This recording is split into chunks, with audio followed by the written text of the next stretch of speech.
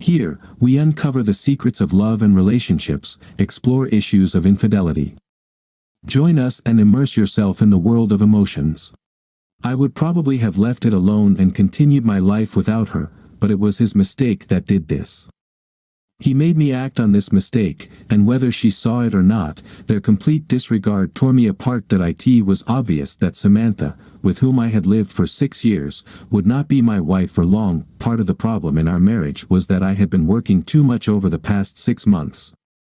I was in line for a serious promotion, which would come with a significant salary increase. This meant that Sam could quit her job, and we could start our family. Another problem was that Samantha is a beautiful woman, one of those breathtaking beauties who haven't learned to be a bitch when men flirt with her. Not that she flirts back, but she has a wonderful smile that sends the wrong signal.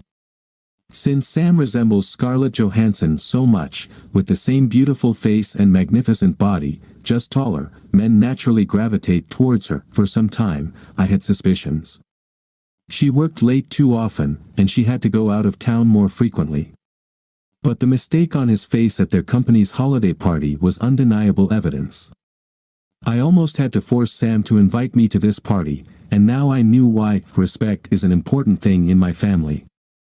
By the way, my name is John Simoncelli. If you'll spare me a few minutes, I'll give you just one example. In high school, I was the best player on the school team. It was at the beginning of the season, and we were facing a team with the best chances of not letting us into the championship. The opponent's pitcher threw a fastball straight at my head. The ball missed my face but hit my helmet. I stood up and ran first. I looked at the pitcher, and he insulted me with a smirk, and then quietly said with just one mistake, "Chicken." I lunged at him and surprised him to no end. Instead of playing like in most baseball games, I hit him with my fist straight in the nose, breaking it and splattering his beautiful white uniform with blood. After that, hell broke loose. I was suspended pending a hearing on whether I would be disqualified forever. My coach looked at me with considerable disgust, but my old man stood by me when he drove me home. "I saw what that jerk did," he said to himself. "You can't let these punks disrespect you. Everything will be fine once they find out they have your balls." However, the disapproval of the coach bothered me. He had been my coach for the last 3 years, and I wanted him to respect me. When I showed up at his office the next day, he gave me a lecture that I would never forget, to this day. "What's it to you what some punk says to you? You know where I grew up. At the corner of State and 75th, where some thug was always trying to push my buttons. I got lucky. Neither my mom nor dad would stand for any fights. It helped me stay on track to college and out of the slums. Now I live where I want. I'm doing what I love, and those dumb thugs are either dead, in jail, or shooting up in some room. So, here's the deal. If you play for me again, there will be no more fights, no matter what." In the end, I was disqualified for 3 games. Someone was looking out for me because Ron Muller, the opponent's catcher, showed up at the hearing. It seemed he was disgusted by how his coach was trying to win. Their coach ordered the pitcher to throw this ball with the intention of permanently disqualifying me. Ron didn't want to win the title that way and saved my butt. Eventually, Ron became the catcher on my college team and, ultimately, the best man at my wedding to Sam. Let's get back to the present. I could have handled this if Samantha had shown a little respect and simply said, "It's over, and I'm leaving." I've been dumped before. True, not since college, and not by a woman who stood in front of 100 of our friends and relatives and swore to love me forever. But I could have handled it. Trust me. Ever since Sam chose her path, obviously by screwing her colleague Jacob Harris and then coming home to spare me a few seconds, I've felt like one of those cartoon characters. My coach whispers in my left ear, "Take the high road and walk away," while my dad shouts in my right ear, "Crush them both, son." It didn't take me long or any secret spy tricks to get the solid evidence I needed. On Monday morning after the party at her company, I quit my job, hired a divorce attorney, and enlisted a private detective. On the first night of that same week, when Sam called me saying she was working late, I called a former police detective, and he followed them to that jerk's townhouse. There are no photos of them actually having sex, but I'm sure they didn't spend 2 hours at his townhouse analyzing spreadsheets. Everything was ready for Sam's next visit to his home. On Friday evening, she called me to say that she and a couple of women from the office were going to have drinks and dinner. Don't wait up, John. It's been ages since I had a girls' night out. An hour after her call, I drove to the address given to me by the detective and saw Sam's car parked in the driveway. I knocked on the door and was surprised when he opened it, wearing a robe with the same smirk. Don't sweat it, John. I have a black belt in karate. I'm not here to cause trouble, Jacob. She's yours now, and the last thing I need is that deceitful, cheating bitch as a wife. Tell Sam to come to the door so I can deliver these papers. I showed him an envelope of thick paper. Sam, come down the stairs. There's no need to hide. Sam descended the stairs in a robe, just like the jerk. I almost smiled. Sam, here are the divorce papers. Find yourself a lawyer and have them or him contact mine to arrange the settlement. Don't come home tonight or at any other time before tomorrow evening. By then, I'll have packed my things from our apartment, and you can return. Sam took the envelope as if it were radioactive. John, my parents and my brother's family were supposed to come for a late breakfast tomorrow. What should I tell them if I'm not there? No problem, Sam. Just before you came here, I emailed your brother and gave him this address. I told him that you and Jacob will be hosting your family here, not at our apartment. I assume he'll get the message in time. If not, I'll inform them of the change of venue when they come tomorrow. Goodbye. I looked at Sam. She started to tremble and cry, but then I saw it on her left hand, and I almost lost my composure. Sam, you didn't even have the decency to take off my grandmother's wedding ring when you slept with that bastard. Give it to me now. The ring you gave me is in the envelope with the divorce papers. Sam finally broke down but still took the ring off her finger. I left without saying another word that I wasn't entirely surprised when there was a knock on the door at 11 a.m. on Saturday. Perhaps her brother hadn't received my email after all. This is going to be awkward, I thought, peeking out the window and seeing Sam's family on the porch. I had no idea how awkward until I opened the door. John, we're sorry. I received your email and talked to Sam. Can we come in and talk? Over the next hour, her brother, mother, and father did everything they could to convince me that I should let Sam come home and abandon the divorce. It seemed Sam had gone to her brother's home after I left her and Jacob. She confessed everything and asked for their help. Sam knew I loved her parents, especially since my own parents moved to the Sunshine State after my father retired. They talked about counseling, forgiveness, regrets, and so on. I spent the next hour trying to convince them that it wouldn't happen. Nobody was happy, and there were no smiles as they left. It took all my willpower not to hug my mother-in-law when she stepped onto the porch. She was crying, and I wanted to tell her everything would be okay, but it wasn't, so I refrained from embracing her. Over the next few months, we danced around each other as usual until the divorce became final. She wanted to talk, I didn't. Her lawyer sought advice, mine said it would be a waste of time and money. The marriage was irretrievably broken due to my wife's infidelity. A week before the divorce, Ron invited me over for dinner. He knew more unpleasant details about why Sam and I split than I did because his wife, Jelly, still occasionally communicated with Samantha. I sat in his kitchen watching Jelly prepare dinner. Jelly, as we all called her, was 7 months pregnant and positively glowing. Ron saw me looking at her belly and understood what was on my mind.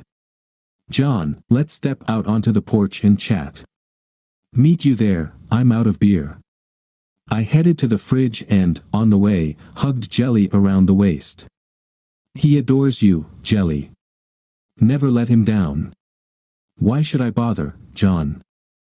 I love this man, and soon we'll have a little boy. I'm not crazy. That's what I would have said about Samantha a year ago. Look at us now, 6 days after the divorce. Sam got herself a foolish John. I'm nowhere near as stupid.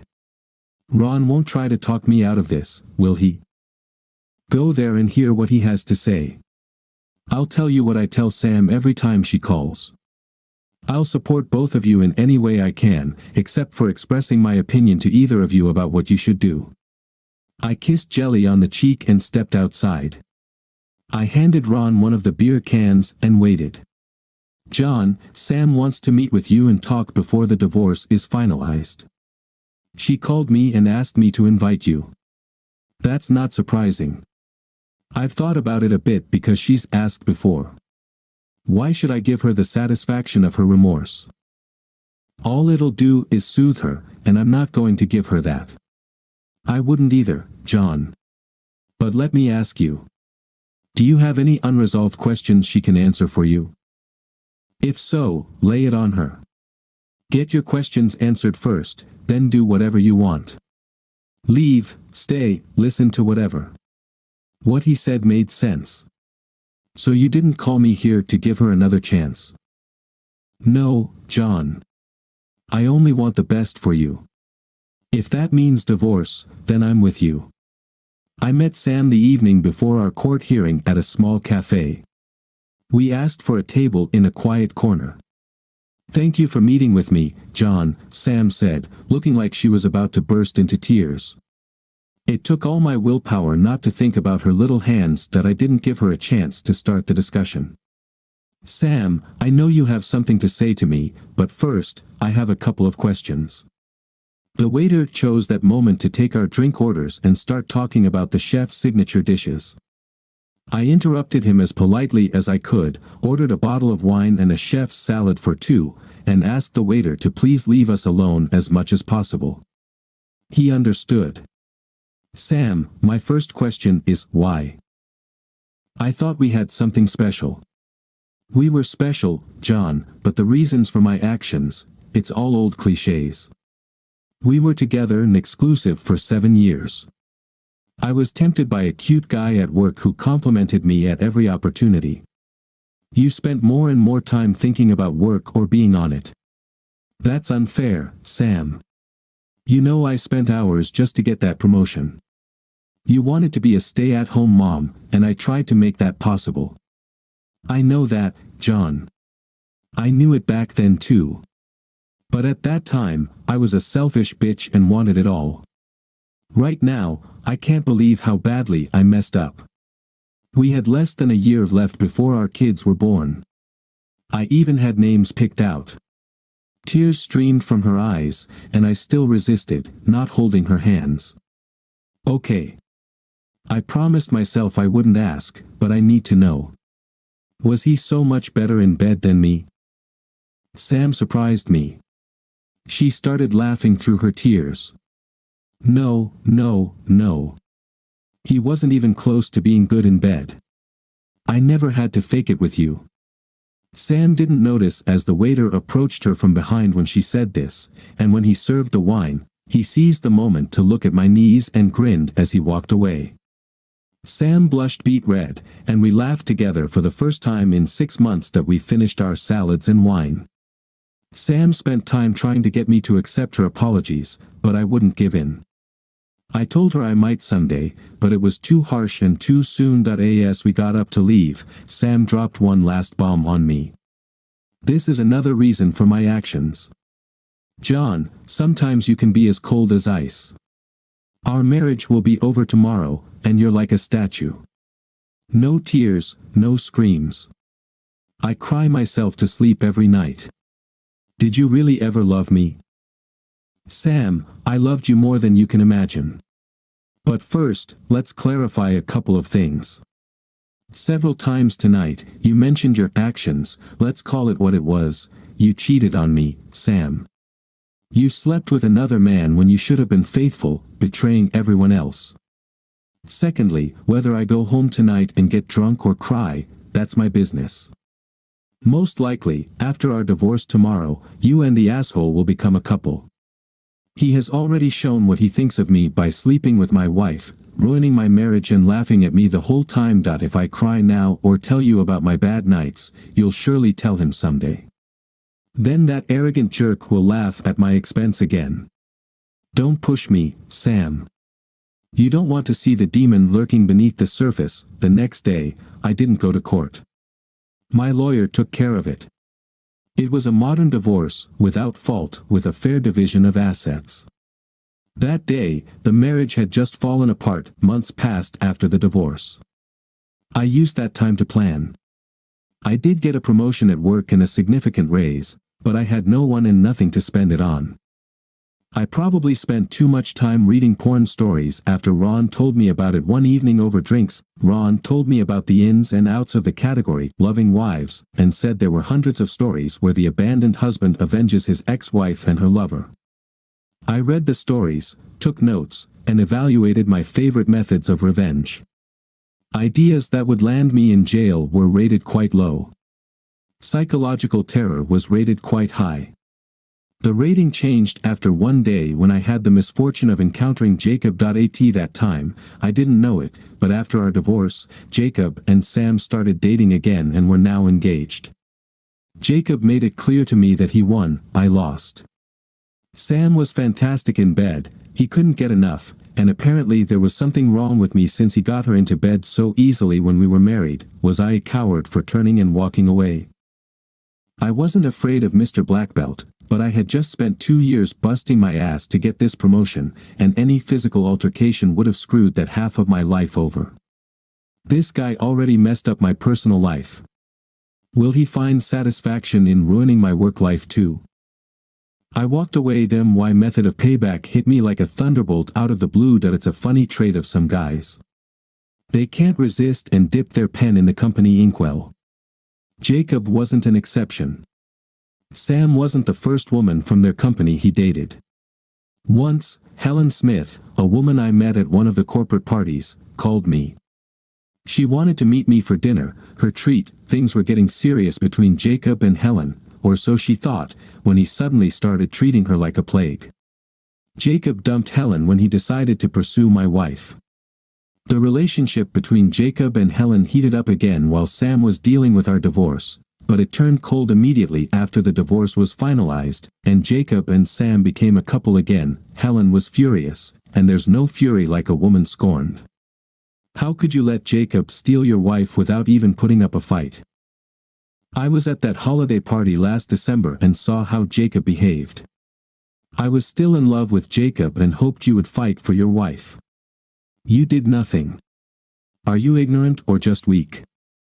This dinner invitation was Helen's attempt to toughen me up. I leaned back in the chair, took a sip of my drink, and pondered how to respond to her challenge. Helen, I'm sorry, I don't know you. I don't know how much I can trust you. Right now, trust is limited. But I can tell you I'm not weak, and someday there will be consequences. Have you ever heard the saying, revenge is a dish best served cold? Helen looked at me. Damn, I didn't think. Are you Sicilian? Correct. And if you're truly interested in some revenge, just sit tight, and one day I'll call you and ask for a favor. Nothing illegal, but very important. That evening, I returned home, and my ideas began to clarify. But could I trust Helen to keep her mouth shut? I discreetly checked with someone I could trust, and he confirmed Helen's story. Helen and Jacob were dating, and their breakup coincided with Sam and Jacob's relationship becoming public. As we talked, my source apologized for missing our initial meeting and not warning me beforehand. He kindly informed me that the company's top management was tired of the romantic drama associated with Jacob's affairs, was in the process of rewriting corporate policies regarding workplace romances, and that Jacob, according to rumors, was skating on very thin ice. During my separation and for 2 months after the divorce, I hired an escort for my sexual and social needs. Cindy Fox, I suppose that was her professional name, and I went out for dinner or shows every 2 to 3 weeks and ended up spending a couple of hours having sex in bed before she went home. It cost me a pretty penny, but as I mentioned, I had nowhere else to spend my increased salary after the promotion at work. It was my first time paying for sex, at least directly, but I didn't want to tempt myself with rekindling relationships. So Cindy became my go-to whenever I had such desires. She also became an integral part of my plans that I called Helen and told her that if she agreed, she had only two tasks. Firstly, to give me Samantha's schedule for the time when she would be out of town on business. Secondly, to approach Jacob at the right moment and ask him to meet her in a public place to sort things out. The next day, Helen called me. Sam was supposed to leave town for 3 days and nights in 2 weeks. Helen had contacted Jacob and arranged to meet him on the first evening of Sam's trip at a bar, just to have a drink and chat, but I'm sure Jacob thought it might be the last time he'd see Helen. Cindy laughed when I explained the first part of my plan, but I truly shocked her when I outlined the second part. Cindy, have any of the women who do what you do ever contracted a social disease? I'm not talking about deadly things like AIDS, I'm talking about curable things like gonorrhea. Of course, it happens, but rarely. Most girls insist on condoms. I know a couple who have sex without a condom, but they try to be careful and charge double for that privilege. There were a couple of girls who had to get treated. Could you do me a favor, please? Let me know when one of the girls has something extra. I'll pay her for sex without the rubber, and I'll pay you the same as for your search. Are you kidding me? You want to give this guy something? Nothing deadly, just something to ruin his wedding night. Everything was set for part 1. Cindy told me the details later that evening. She was sitting in the bar, sipping her cocktail, when Jacob walked in and sat down next to her. They exchanged smiles, and Jacob ordered a scotch. Cindy was dressed in a regular business suit and looked very professional, not that professional. Jacob's mobile phone rang almost immediately. Of course, Helen, I understand. I hope your mom gets better. Jacob hung up and immediately turned to Cindy.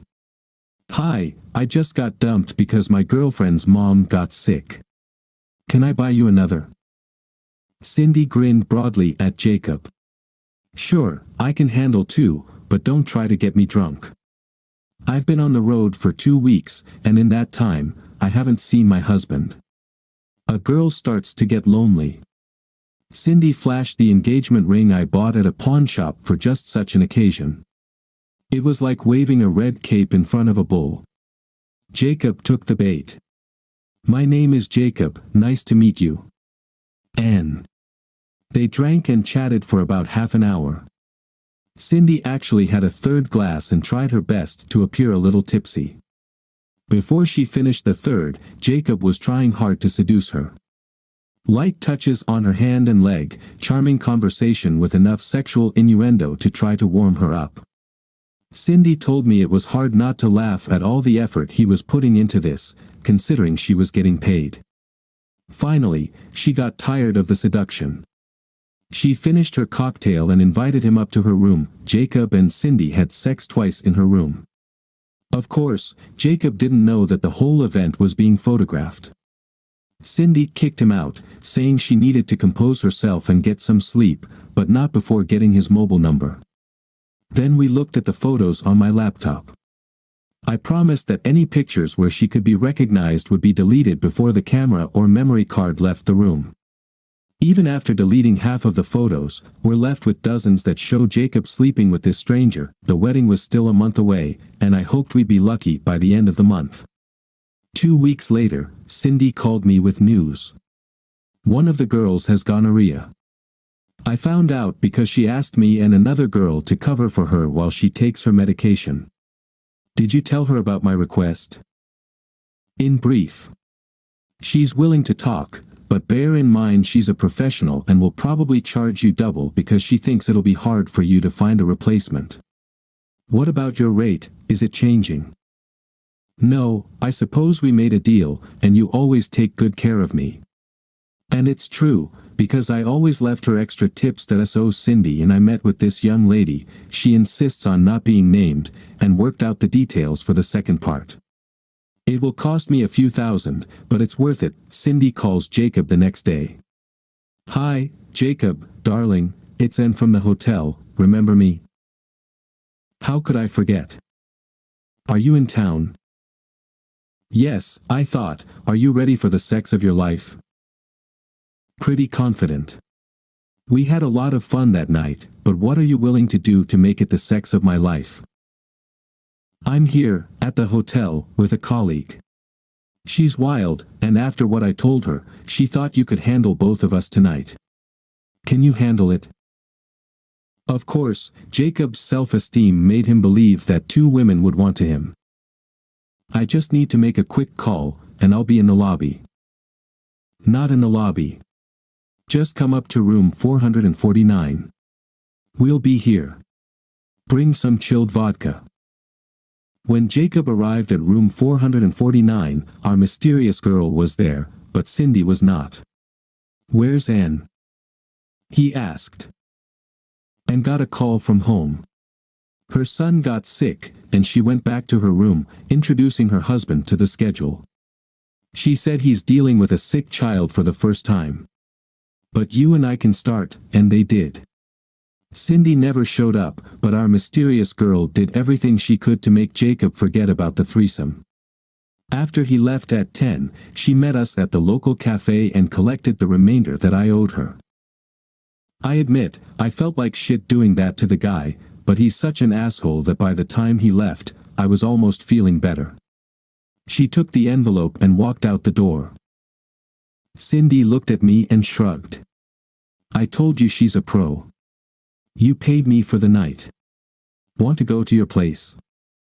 I wanted to, and we went. I waited a week after the wedding and finished my project. Both Sam and her company received envelopes in the mail with fake return addresses. Each envelope contained a brief letter and a set of photographs. The letter to Sam read, "Dear Mrs. Harris, I regret to inform you of some bad news, but it seems your husband and my wife were involved while she was in your town. A private investigator hired to gather evidence provided me with these photographs. I included only those showing his face so you have no doubts it's him. I wasn't planning on telling you, except that I just received a message from my doctor that she infected me with a social disease. Perhaps you'll want to get tested. The soon-to-be ex-husband of your husband's whore." The letter to the CEO read, "Dear Sir, just thought you should know the kind of person working in your company. According to my wife, he picked her up at a bar, got her drunk, and infected her with a social disease.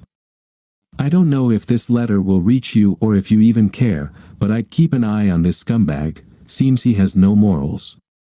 A regretful husband." Everything fell into place quickly. Sam's family ended the marriage, Jacob was fired, and there are rumors they both got treated. It's handy to have a friend in the county health department. I was largely busy getting my life together. Sometimes, I envisioned potential scenarios. In one scenario, I beat the crap out of Jacob. In another, I pretend to reconcile with Sam, take her to another country, and then leave her there with no credit cards, passport, etc. I could have done the same if not for the vision of her mother and what it would do to her. Maybe I was cruel to my ex-wife, but not to my ex-mother-in-law's daughter, but I quickly lost interest as my new job became more engaging and challenging. This continued until the next Simoncelli family picnic. There was Uncle Vin, my father's older brother. Uncle Vin is connected, if you catch my drift. He beckoned me over, and we had a quiet chat. "Johnny, tell me about your divorce, what happened?"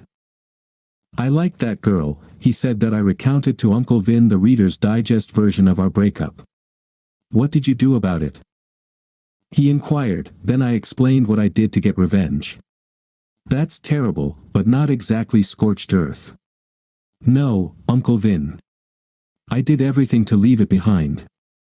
Chose the high road." I explained to him why. "That's good, and those are valid reasons.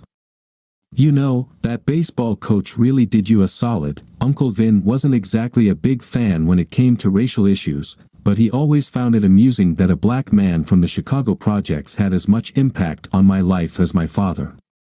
"If you had followed your hot-headed dad, you wouldn't be the man you are today. Many times I had to calm down my younger brother, otherwise he'd end up dead or in jail. Have you ever talked to Coach Price?" Just a few times and not since I was in my last year of college. I sort of lost touch with him. You should look him up. He volunteers at the Boys and Girls Club in West Palmer. Let him know what he did for you. Men like to hear that from time to time. But right now, go to your dad, give him a hug, and tell him you love him. He needs to hear that too. Uncle Vin was a funny guy. I've heard many people are afraid of him, but around me, he always acted like a teddy bear. That I did go see Coach Price, and he convinced me to start volunteering at the club. I even started dating his niece, a beautiful woman, but that's another story, under the romance category. In other words, no drama, just love. And one last thing. On my 30th birthday, I received a birthday card from Uncle Vin. It simply said, "Happy birthday, nephew." Nobody messes with the Simon Kellis. It seems a certain Jacob Harris was found last night in an alley behind the bar he frequents. He was a victim of a robbery. Nothing life-threatening, but he had a broken nose, several fingers and ribs, and 2 severely swollen testicles. I guess his black belt must have stayed home that night.